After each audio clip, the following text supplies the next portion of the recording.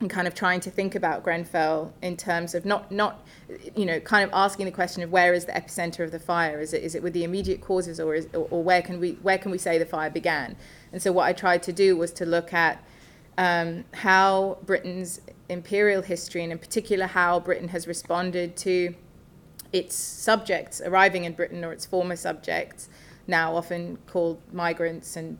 various other terms, how Britain has responded to them, and what has led to them living or being particularly and disproportionately vulnerable to living in housing and precarious housing conditions.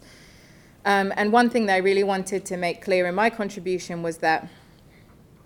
whilst the terminology around the fire was often a tragedy,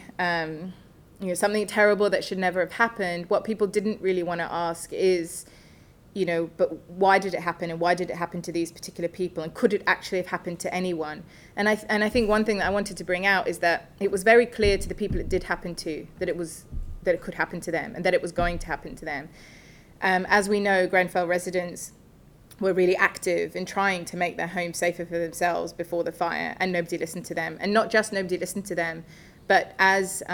was reported by those who have spoken to Grenfell residents, they were treated as though they were guests, and that they should be grateful for what they do have.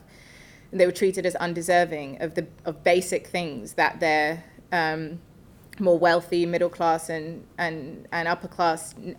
neighbours could take for granted. And so I was really interested in why this is the case. What is it about Britain's former colonial subjects, or people who are racialized as non-white in particular, or people who are classed in a particular way, are thought of as undeserving of basic human needs?